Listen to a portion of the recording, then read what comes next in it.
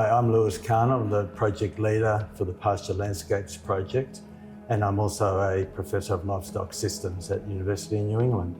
Hello, I'm Jamie Lee Edwards and I'm the pasture coach for the Drought Resilient Pasture Landscapes project through the University of New England. Farmers have been managing their landscapes in a sustainable way for quite some time, but we know with climate variability that job's getting harder. The variations are larger and the swings are happening more quickly, and so the extra skills that are provided through this project is absolutely vital and will become more and more important as climate variability makes the production landscape more challenging. This future drought-funded project covered area from deep water all the way down to the south of Walker. We had a variety of people in different roles attending these sessions. We had over 83 participants throughout the project, and we encouraged multiple people from each of the farms to attend the sessions so they could learn not only during the coaching sessions, but also when they went home. And it's really important to have multiple people from the one property, because when both parties have heard it from an independent source, it's much easier, I think, in terms of adoption. So in terms of designing the project, for most of us, we learn through repetition and we learn through social networks. Pairing with Glenrack and Southern New England Landcare was really essential for the project design. Those organisations are the heart and soul of the district in terms of connecting with farmers and with community.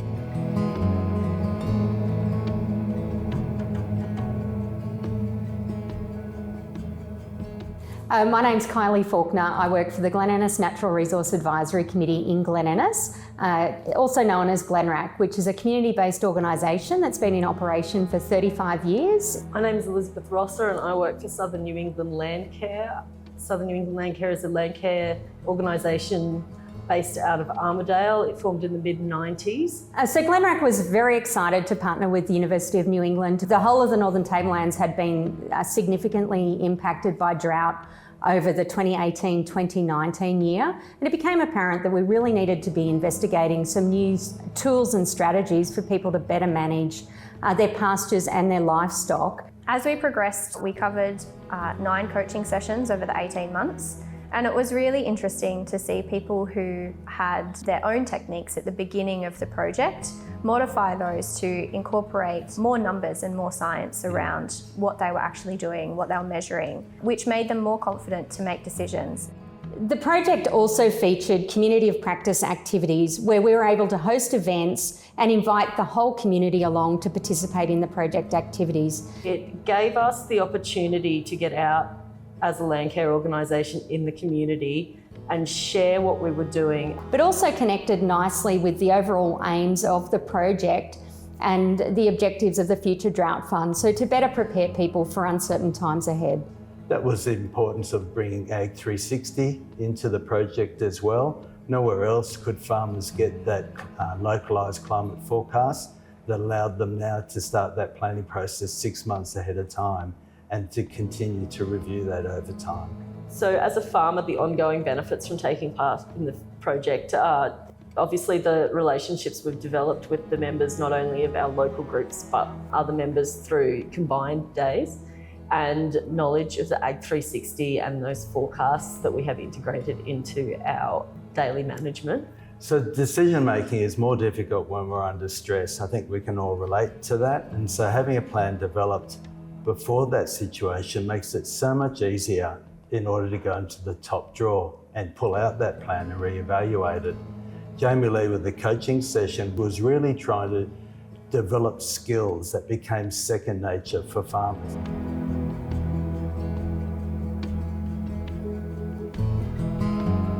A critical element of this project was the ongoing support. Too often we see in Ag Extension the delivery of a standalone workshop, but it's often the follow-up support that results in practice management change on farm.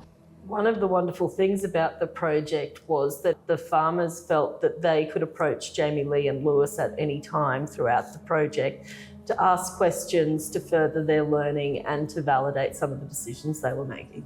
From a Glenrack perspective, our strategic plan details the sustainable use of our natural assets, so soils, vegetation, whether it's pastures or native vegetation, water in the landscape, but also for productive farms, grazing animals. So bringing all those things together in this project is vitally important so that we've got land managers who are more informed about managing all those components of their farming business, but also to have an understanding of how they're contributing to the health of the whole landscape.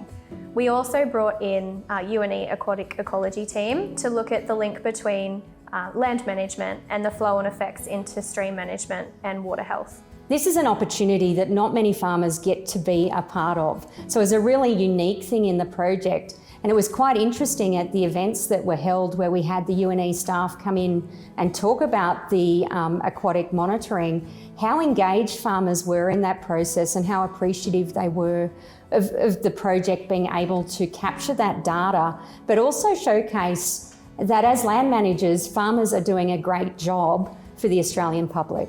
And those skills are really important in terms of landscape management, not just for production, but for environmental management, and that delivers public good. You know, the benefits of farm in terms of healthier waterways, healthier pastures, fewer weeds, really provide for the community interests.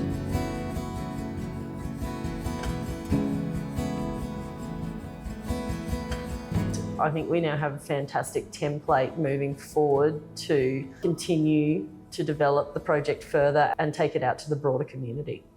At the end of the project, we took our learnings and developed the coaching manual that provides a real opportunity for the Department of Ag, Fisheries and Forestry to be able to take the learnings from this project and to be able to scale it more broadly throughout the country.